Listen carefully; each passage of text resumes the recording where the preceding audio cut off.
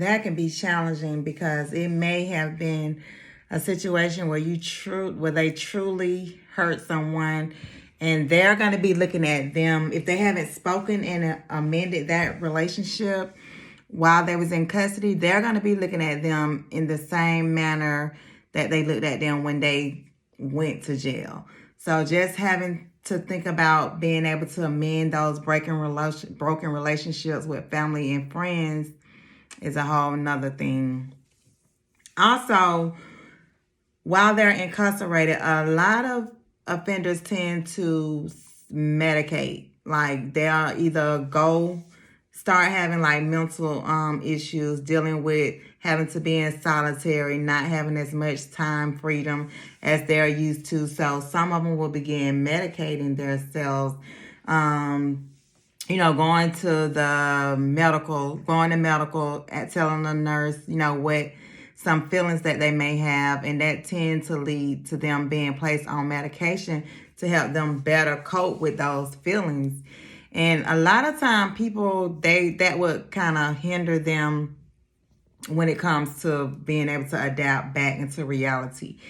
I've seen instances where people come in perfectly fine, but as time progressed and the months go by, they went to medical, got on prescribed medication, and some of them are like zombies. They don't talk anymore.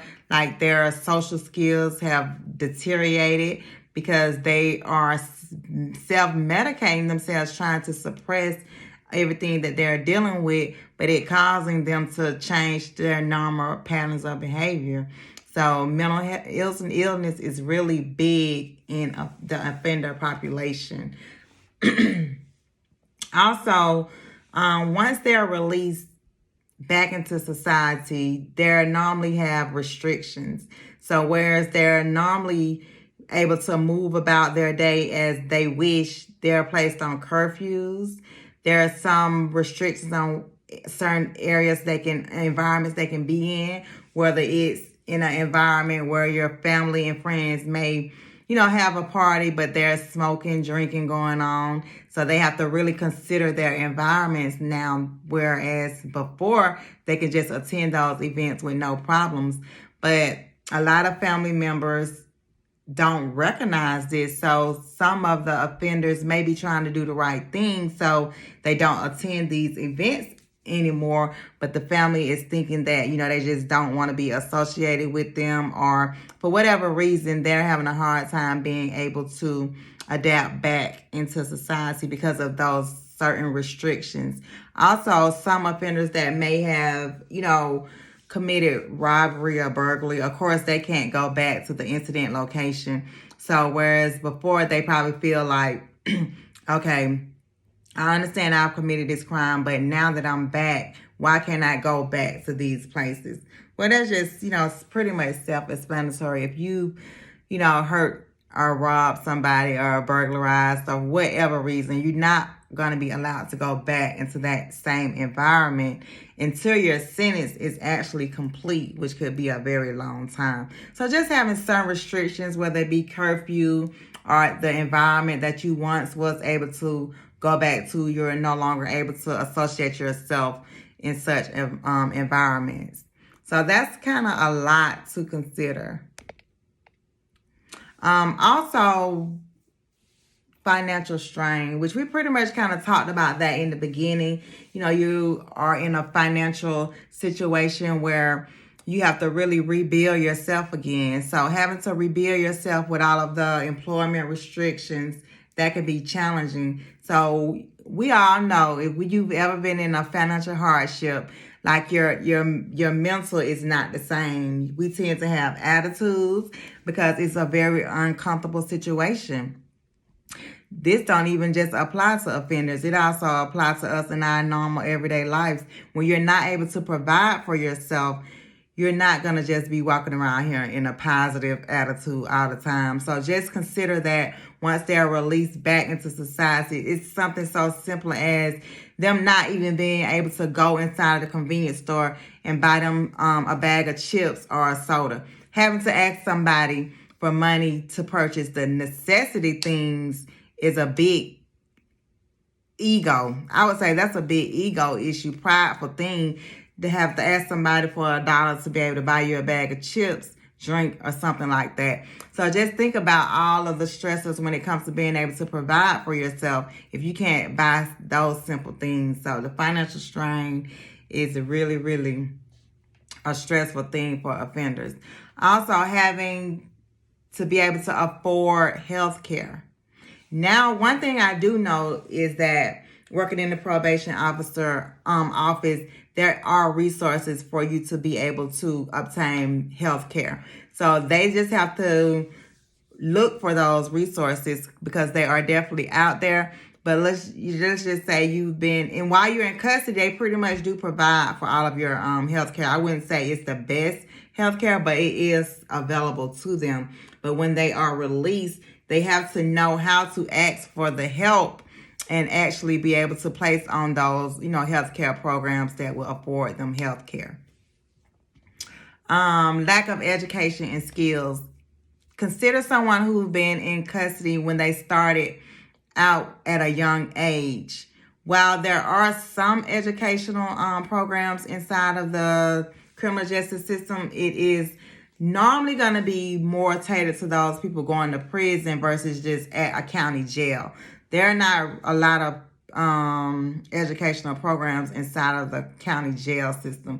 And for one, the offender have to want to get the education to be able to get the assistance that they need. So when they come back out into society, things have really changed for them. Everything is computerized now. No one's wanting you to fill out an application using a pen, a paper application. Everything is pretty much done electronically on a cell phone. So if you don't even have access to those things, that makes it all like even more stressful to have to figure out how you're going to fill out the application if you can't just walk in and fill it out. Also, a lot of times people, they may have not completed, high school, so they don't have the basic level of education to even understand how to fill out the application. So it's very important that they're able to connect with someone who will actually take out the time to help them overcome those things. And I know a lot of time people say it's their fault. They the one committed the crime, so they have to deal with the consequences. I get that. Trust me. I totally believe in everyone having to, pay for the things that they have done. I'm all for that. I definitely believe in justice. But also I believe in reform as well. So once someone has been into custody and, did their time, I do feel that they should have the opportunity just to come out and, start with a clean slate. While it takes time to forgive people based on whatever crime they've committed, I do understand that. But if we truly want people to be better, we have to give them the opportunity and the skills to be able to do so. So another thing I wanted to talk about was transportation, which that pretty much fall up under financial stability, because you have to have money to be able to, catch transportation to wherever you need to go.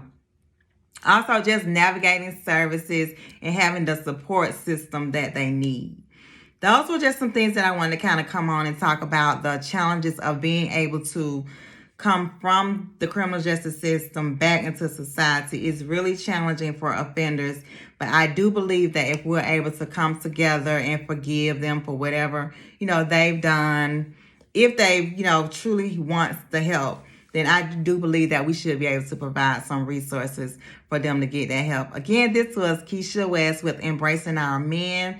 I'm just going to keep coming on and talk about different topics of how we can help men come back into society and be successful in life. Also, guys, I wanted to kind of talk to you about an idea that I kind of have. I know that it's challenging for offenders to be able to, come out and get jobs as, people who have not had a criminal history background. So what I'm really putting together is kind of like a program where I'm able to help them use their skills, gifts, and talents to start their own business. Entrepreneurship, I think, would be the best route for someone who has had a criminal history and they're looking to, you know, be able to come back into society and be productive. I think that would be, while it will be hard work and they will need a certain skill set to be able to, you know, be successful in entrepreneurship, I do believe that if they are focused, that it can happen and it will be less strenuous in terms of being able to feel like they're being judged based off their past. They're able to do their own thing legally and ethically with the right skill set and the right, you know, desire to do better. So again, this was Keisha West. We were just talking about, you know, the challenges of navigating from incarceration back to society. All right, guys, I'm going to talk to you all later on the next video. And if you know anyone who has been in custody and looking for ways to navigate life after incarceration, please share this video with them and invite them into the community. We are definitely going to make an impact in some way. Talk to you all later.